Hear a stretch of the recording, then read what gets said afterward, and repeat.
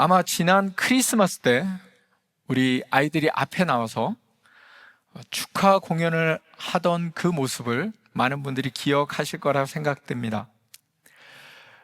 그때 우리 부모님들이 뒷자리에 앉아 계시다가 갑자기 약속이나 한 듯이 앞으로 나오셔서, 제가 이 앞에 앉아 있었는데 제 앞쪽으로 이렇게 쫙 앉으시면서 사진도 찍으시고, 또 그리고 아이들 영상을 촬영하면서 소리를 지르고 환호성을 이렇게 높이셨습니다.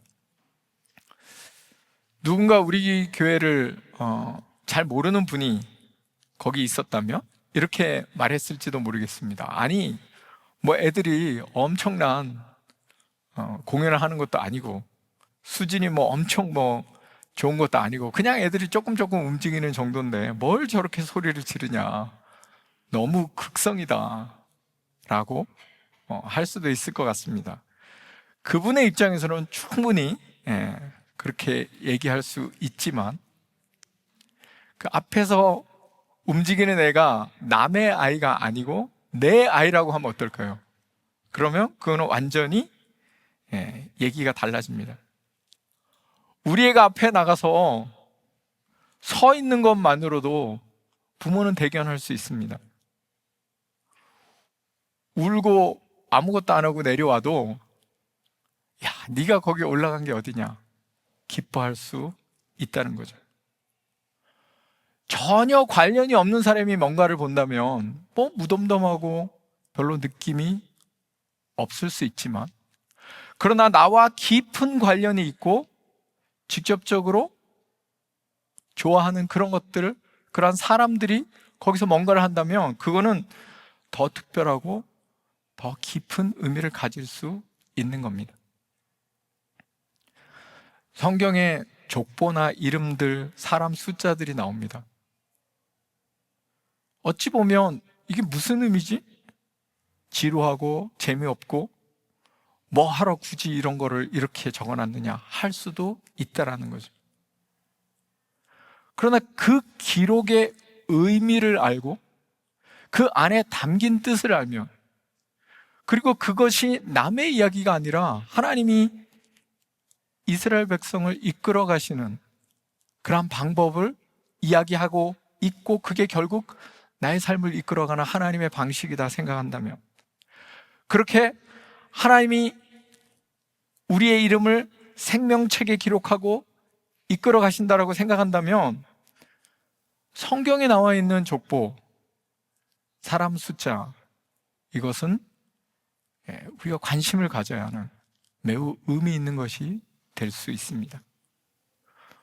오늘 성경에 사람 이름 나오고 지역 나오고 몇 명이다 이런 게 쭉 나오는데, 참 어찌 보면 이걸 재미없는 것으로 들릴 수도 있지만, 그러나 이것이 정말 하나님이 우리에게 주시고자 하는 귀한 메시지가 담겨 있다는 것을 안다면, 이것이 우리에게 희망을 줄 수 있고 꿈을 줄 수 있을 것이라 생각됩니다. 족보는 가문의 영광이죠. 오래오래 기억되어야 할 자랑스러운 기록입니다. 에스더 2장에 나오는 사람들의 정보와 숫자는 단순히 이스라엘 사람들 중에 몇 명이 포로 귀환했다라는 그런 명단 정도가 아니라, 이것은 하나님의 약속이 지켜졌다, 회복이 불가능해 보였던 공동체가 회복된 놀라운 이야기로 바라볼 수 있는 겁니다. 이스라엘이 망한 줄 알았는데 회복됐고, 하나님이 그들을 돌보시지 않고 버려진 줄 알았는데 그것이 아니라 하나님이 은혜로 약속을 지키셨구나, 70년 후에 회복하신다는 그 약속이 이루어졌구나 라는 증거인 셈입니다. 어떻게 이스라엘이 회복할 수 있었고, 또 하나님의 은혜가 어떻게 계속 임했고, 그것을 맞이하는 사람들은 어떻게 응답했는지를 오늘 말씀을 통해서 생각해 보려 합니다. 먼저 이것을 보면서 이분법적인 해석을 해서는 안 된다라는 얘기를 하고 싶은데요, 포로 귀환에 참여한 사람은 하나님 말씀을 잘 듣고 순종한 좋은 사람들이고, 포로귀환에 참여하지 않은 사람은 하나님 말씀에 불순종한 안 좋은 사람이다. 이렇게 둘로 나눠서 해석하면 안 된다는 얘기입니다. 포로귀환에 모든 사람이 참여하지 않았고, 참여하지 않은 사람들 중에는 메대와 바사의 총리까지 갔던 다니엘이라는 사람도 있었습니다. 왕후로 이스라엘 백성을 죽을 위기에서 건진 에스더도 있었고, 모르드게라는 사람들도 있었습니다. 그들은 분명 돌아오는 것보다 현지에 남아서 더 큰 하나님의 일을 행할 그러한 사명이 있었기 때문에 이 포로 귀환 명단에 포함되지는 않았습니다. 누군가는 남아야 하고 누군가는 떠나야 합니다. 남아서 할 일이 있고 떠나서 해야 할 일이 다 다를 수 있다는 겁니다. 무조건 어느 것이 좋다라고 평가하기는 어렵습니다. 근데 귀환의 명령이 주어졌죠. 그리고 귀환하라고 하나님께서 말씀하셨죠. 그러니까 특별한 사명이 있어서 안 오는 사람도 있을 수 있지만, 중요한 것은 귀환하라는 하나님의 명령을 받들어 돌아올 때 하나님의 큰 일을 감당할 수 있는 거죠. 그래서 여기에 그 사람들의 이야기가 적혀 있습니다. 어떤 사람들이었을까요? 그 안에 하나님이 주시는 메시지는 뭘까요? 본문을 보면서 생각해 보겠는데요, 1절, 2절을 다시 한번 읽으려고 합니다. 배경은 1절부터 35절까지 본문을 생각해 보려고 하는데, 일단 읽기는 1절, 2절 같이 읽겠습니다. 옛적에 바벨론 왕 느부갓네살에게 사로잡혀 바벨론으로 갔던 자들의 자손들 중에서 노임을 받고 예루살렘과 유다도로 돌아와 각기 각자의 성읍으로 돌아간 자, 곧 스룹바벨과 예수아와 느헤미야와 스라야와 르엘라야와 모르드게와 빌산과 미스발과 비그웨와 르홈과 바나 등과 함께 나온 이스라엘 백성의 명수가 이러하니. 쭉 명단이 나오고 그리고 숫자가 나오는데요, 제가 전에 그런 거를 계산해 보시는 분은 성경을 깊이 연구하는 좋은 모습을 가졌다 이렇게 얘기해서, 지금부터 이걸 또 계산하고 계신 분이 있을까봐 시간을 단축해 드리기 위해서 제가 표를 만들어서 전체 카톡방에 올렸습니다. 그거를 보시면 좋을 것 같습니다. 굳이 계산하지 마시고 지금 그걸 보면서 지금 오늘 설교를 같이 들으시면 더 좋을 것 같은데요, 2절에 보면 포로 귀환을 이끌었던 리더들, 지도자들의 이름이 11명이 나옵니다. 그 중에 맨 앞에 유다 총독으로 전체 이 1차 포로 귀환을 이끌었던 누구죠? 스룹바벨의 이름이 나오고, 그 바로 뒤에 종교 지도자 대제사장 예수아, 히브리식으로 발음하면 여호수아죠. 사람들이 이렇게 쭉 나옵니다. 이어서 3절부터 35절까지는 일반 백성들 이름이 나오는데, 숫자가 나오는데, 어떻게 구분했냐면 처음에는 가족별로, 그리고 20절부터 35절에는 출신지별로 이렇게 구분된 인원수가 나오고 있습니다. 여러분, 딱 봤을 때는 그냥 사람들 쭉 적어놨구나 라고 생각하기 쉬울 것 같은데, 이 구분에는 특징이 있습니다. 대부분이 유다 지파와 베냐민 두 지파에 해당되는 사람들의 출신지와 가족들의 이름이 기록되어 있다는 겁니다. 원래 이스라엘이 몇 개의 지파로 구성되죠? 12개의 지파로 구성됩니다. 북이스라엘을 이뤘던 10개의 지파의 사람들의 이름은 거의 보이지 않고, 남유다를 형성했던 2개의 지파의 사람들의 중심으로 귀환이 이루어졌다는 겁니다.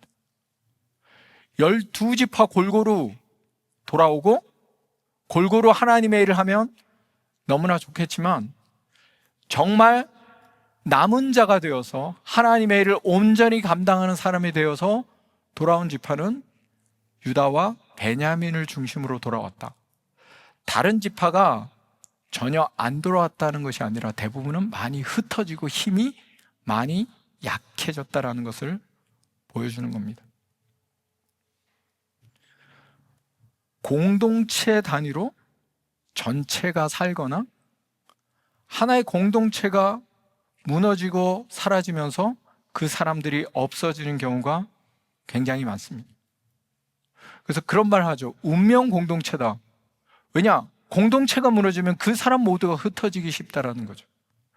공동체가 잘 되면 그 안에 소속된 사람들이 모두 좋은 영향을 받아서 잘 살 수 있다라는 것이 우리들이 이것을 통해서도 알 수 있는 겁니다. 여러분 혹시 페이팔 마피아라는 말 들어보셨습니까? 경제에 대해서 관심 있는 분은 들어보셨을 것 같고 그렇지 않은 분은 거의 안 들어보셨을 것 같은데, 페이팔이 뭔지 아십니까? 옛날에 온라인 결제 시스템이죠. 실제로 현금을 사용하지 않고 온라인에서 결제할 수 있는, 그 페이팔을 창립한 사람이 거액의 이것을 팔았는데요, 같이 일했던 사람들이 막대한 돈을 나눠 가졌습니다. 그리고 끝난 게 아니라 이 사람들이 여전히 현재 금융 시스템, 실리콘밸리의 기술 분야 등에서 핵심적인 부분들을 다 독점하고 있다는 거예요. 대표적인 사람이 테슬라의 일론 머스크 같은 사람, 그리고 그런 사람들이 투자하고 연결돼서 페이스북이나 유튜브 같은 데도 지대한 영향을 미쳤다고 합니다. 그래서 그게 지금 거의 마피아 수준으로 기술 분야를 장악하고 있다고 하죠. 코인이나 이런 것까지도 다 잡고 있다고 합니다. 그들이 네트워크를 형성해서 서로 소개시켜주고 도와주고 끌어주고 해서 결국 큰 그룹을 형성하는데 그 그룹이 너무나 잘 운영되고 있다는 거죠. 나 혼자는 어렵습니다. 나와 너가 모여서 우리가 되고 그 우리가 더 큰 힘을 발휘할 수 있는 겁니다. 그 큰 공동체를 괜히 상대하는 것이 너무나 어려워서 그런 얘기 많이 하잖아요. 부모가 돈이 없어서 자식이 처음 다시 시작하면 그러한 그룹에 올라갈 수 없다고, 영원히 따라갈 수 없다고. 어떤 그룹을 잘 형성하느냐는 매우 중요합니다. 우리 교회 공동체가 어떤 공동체가 되느냐는 매우 중요합니다. 하나님이 기뻐하시는 아름다운 공동체를 이룰 수 있다면 하나님의 일을 함께 이루어갈 수 있는 거죠. 나 혼자 사는 것이 아니라 이 공동체가 하나님의 일을 이룰 수 있다라는 겁니다. 우리 교회 공동체는 어떤 공동체가 되어야 할까요? 돈을 많이 버는 이 공동체가 아니라 사랑과 믿음을 나누는 신앙 공동체가 되어야 할 줄 믿습니다. 1차 포로 귀환자의 숫자와 그들의 가족별, 출신지별 구분을 저희가 살펴보았는데요, 돌아온 사람들의 또 다른 부류가 있는데 그것은 성전에 봉사하는 것과 깊은 관련이 있는 사람들의 그룹입니다. 자, 36절부터 42절 말씀을 보려고 하는데요, 읽기는 36절 한 절, 그리고 그 다음에 40절 한 절을 같이 읽겠습니다. 먼저 36절 같이 읽습니다. 제사장들은 예수아의 집 여다야 자손이 973명이요. 자, 40절 읽습니다. 레위 사람은 호다위야 자손 곧 예수아와 감미엘 자손이 74명이요. 36절부터 42절에는 제사장 그룹과 레위 사람들의 숫자가 나오고 있는데요, 제사장 그룹은 전체 합치니까 몇 명이나 되죠? 카톡방에 올려드린 것을 보고 계신가요? 약 4,200? 예, 89명인가요? 제 4,300명가량 되는 인원이 나와 있죠. 상당히 많은 숫자라고 할 수 있습니다. 전체가 42,000명 정도 되니까 10% 정도 되는 인구죠. 근데 제사장, 거기에 비해서 레위 사람들은 얼마나 되죠? 341명이라고 나와 있습니다.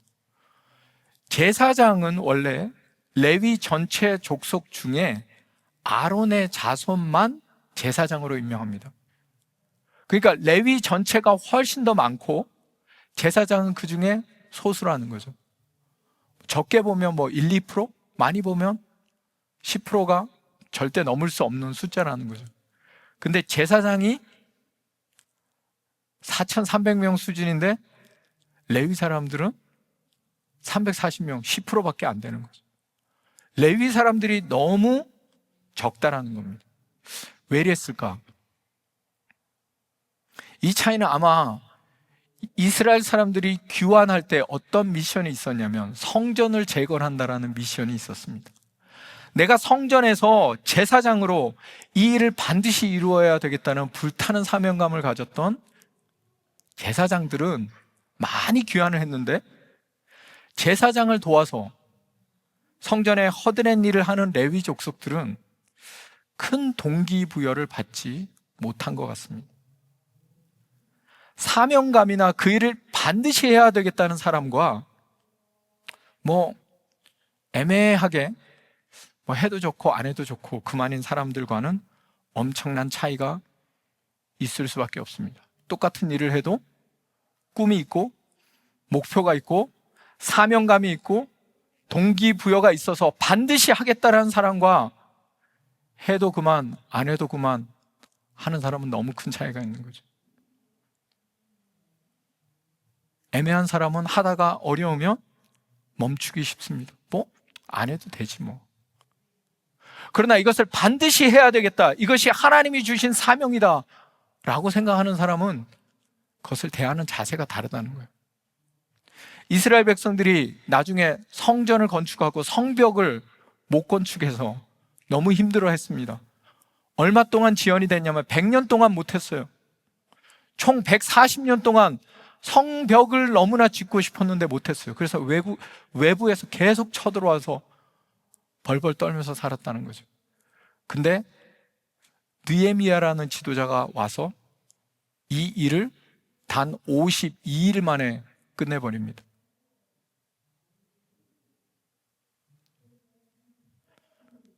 어떤 사명을 가지고 사십니까? 내가 반드시 해야 된다고 생각하는 것은 어떤 것이 있습니까? 우리 교회는 다음 세대를 위해서 반드시 믿음의 유산을 남겨주어야 할까요? 아니면 그냥 애들 데리고 교회 왔다 갔다 하는 정도로 멈춰도 될까요? 한국 교회가 다시 살아나야 된다고 생각하십니까? 하나님이 포로 귀환을 명하시고 약속을 지키셨듯이 우리의 신앙도 다시 살리시고 더 놀랍게 이루실 것을 믿습니까? 그 믿음이 있는 사람과 그 믿음을 이루기 위해서 달려가는 사람과 주면 좋고 안 주셔도 운명이지 하는 사람과는 완전히 다르다는 거죠. 불타는 사명감으로 여러분이 반드시 이루어야 하는 것이 무엇입니까? 하나님 다른 건 몰라도 나에게 이것을 하라고 하셨다라고 여러분 믿어지는 것이 있습니까? 그 사명이 있는 사람만 용기를 가지고 돌아올 수 있고 그 일을 성취할 수 있는 겁니다. 사랑하는 성도 여러분, 꿈을 꾸십시오. 꿈이 없는 백성은 망합니다. 그리스도인이 목표가 없다고요? 그리스도인이 계획이 없다고요? 그리스도인이 믿음이 없다고요? 그럼 살 의미와 목적이 어디에 있습니까? 여러분에게 하나님이 주시는 꿈으로 가득한 그런 인생 되기를 축원합니다. 포로 귀환자 중에 아주 특별한 사명감을 가지고 돌아온 사람들이 있었습니다. 이 사람들은 매우 의외의 사람이라고 할 수 있는데요. 본문 58절, 59절 우리 같이 읽으려고 합니다. 전체는 49절부터 63절을 배경으로 하는데 58절, 59절 같이 읽겠습니다. 모든 느디님 사람과 솔로몬 신하의 자손이 392명이었더라. 델멜라와 델하르사와 그룹과 앗단과 인멜에서 올라온 자가 있으나 그들의 조상의 가문과 선조가 이스라엘에 속하였는지 밝힐 수 없었더라. 포로 귀환 자 중에는 사실 이스라엘로 돌아오는 게 그렇게 큰 이익이 안 될 것 같은 사람도 있었습니다. 대표적인 사람들이 느디님 사람들이었습니다. 왜 그러냐? 이들은 다른 영어 성경에 번역할 때 어떻게 번역되어 있냐면 성전의 노예들이다 이렇게 번역된 곳도 있습니다. 이들은 성전에서 나무 패고 물 깃는 일을 했던 대부분 이방 민족들이었어요. 43절부터 54절에 보면 그 가족이 35개의 가족이 돌아왔다고 되어 있습니다. 아니, 돌아가도 이런 일 시킬 거고 노예처럼 물 깃고 이런 일 하는 사람들인데 그런 사람들이 돌아왔다고요. 솔로몬의 신하의 자손이 10개 가족 이름이 나오는데요. 이들도 성전 일을 하는 매우 하층 봉사자를 의미합니다. 솔로몬 때 이방인들을 막 잡아가지고 가난한 사람들 잡아갖고 그런 일을 시켰는데 그런 사람들이 돌아왔대요. 심지어 혈통을 정확히 알 수 없는 그러한 사람들도 돌아왔습니다. 이들이 왜 돌아왔을까요? 신분이 낮고 계급이 천하다는 얘기를 들으면 돌아오고 싶지 않았을 것 같은데 이들이 하나님의 성전을 위해서 사명을 가지고 돌아온 것입니다. 교회도 나름 인정해주고 높은 직분을 가진 사람들이 있습니다. 교회에도 직분도 없고 아무 직책도 없는데 하나님의 일을 하는 사람이 있어요. 진짜 교회를 사랑하고 하나님을 사랑하는 사람이 누구일까요? 드러나지 않아도 자기에게 주어진 사명이라고 생각하고 복음을 전하고 하나님의 일을 감당하는 사람들이 사실 교회를 살립니다. 제가 교회 목사이다 보니 항상 교회가 어떻게 운영되고 관리되는지를 보게 되고 부족한 부분이 있으면 그것을 메꾸기 위해서 움직이게 됩니다. 그러다 보니 정말 한 발 떨어져서 있다가 정말 교회에 부족한 부분, 어려운 부분들을 말하지 않고 채워주는 분이 있다는 것을 보게 됩니다. 교회를 살리고 교회를 이끌어가는 실질적인 힘이 여기서 다 나오는 겁니다. 여러분, 우리 교회 끝나고 집에 갈 때 우리 교회 얼마나 깨끗한지 아세요? 여러분, 처음 들어올 때보다 훨씬 더 깨끗해서 깨끗한 상태로 해놓고 갑니다. 우리 교회는 구조상 예배가 끝나면 어지러지고 더러워질 수밖에 없어요. 왜냐하면 저희 애들이 많잖아요. 애들한테 청소시킬 수는 없죠. 그 일을 감당해주는 분들이 계시기 때문입니다. 교회에서 행사를 할 때마다 하나님의 일을 할 때마다 하시는 분들이 있어요. 도와주시는 분들이 있어요. 말 한마디 안 하고 알아서 하시는 분들이 있기 때문에 교회가 굴러가는 겁니다. 진짜 힘은 이런 곳에서 나옵니다. 누가 정말 용기 있고 누가 참 신앙인이겠습니까?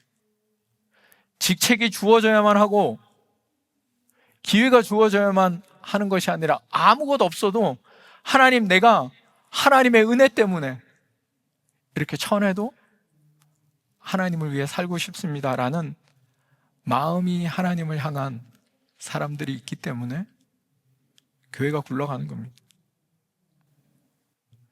여러분의 마음을 하나님께 드리신다면 그 어떤 것보다 크게 쓰임받는 하나님의 사람이 될 줄 믿습니다. 그리고 그 한 사람이 교회를 살리고 민족을 살리고 우리 모두를 살리는 귀한 지름길이 됩니다. 마지막 64절 말씀 우리 같이 한번 읽어보겠습니다. 64절입니다. 온 회중의 합계가 42,360명이요. 42,360명이 귀환했다 이렇게 얘기합니다. 잘 읽어보면 여기에 포함되지 않은 사람이 있대요.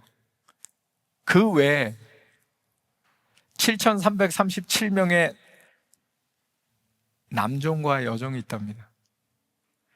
그리고 노래하는 사람이 200명이 있대요. 여기서 노래하는 사람은 성가대에서 노래하는 사람이 아니라 그냥 일반 축제나 잔치 혹은 슬픈 일이 있을 때 같이 곡해주는 이런 노래를 하는 사람, 천하게 취급받던 사람입니다. 그래서 어찌 보면 더 천하게 취급받던 사람도 꽤 많이 돌아왔어요.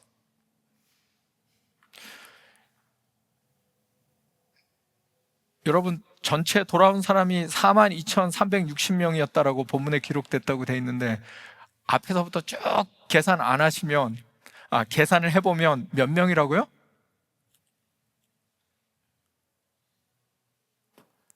제가 카톡방에 올려드린 지도를 보시면 그 표를 보시면 뭐라고 나와 있죠?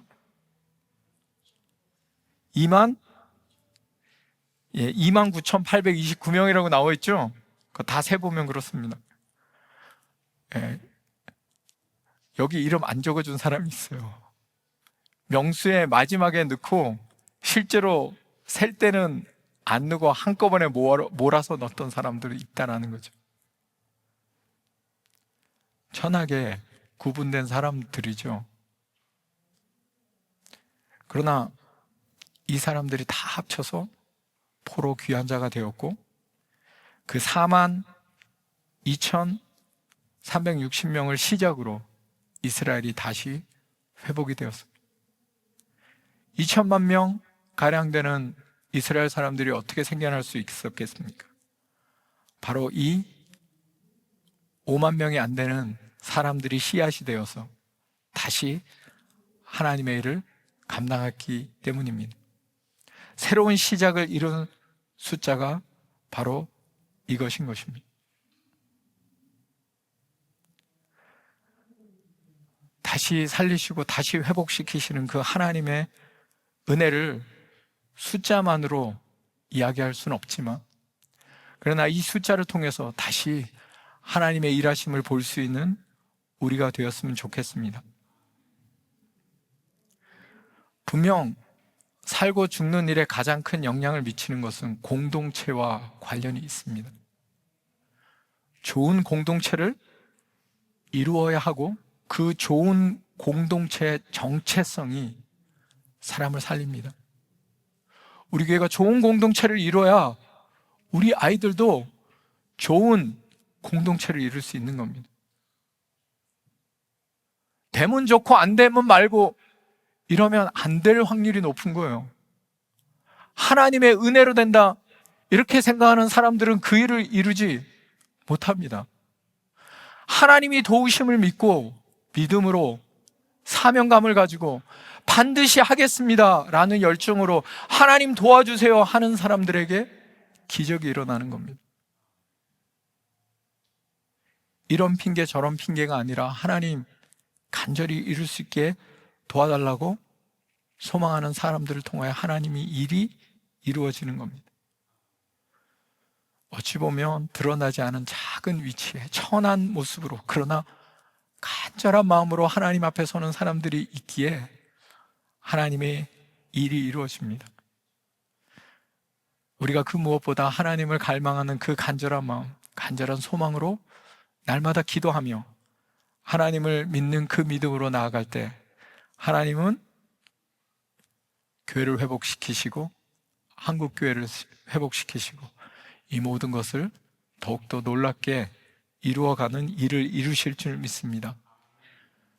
그 일을 여러분들이 그리고 제가 감당할 수 있기를 소망하고 현재 있는 이 자리에서 나에게 주어진 사명을 온전히 감당함으로 이루어지기를 소망합니다.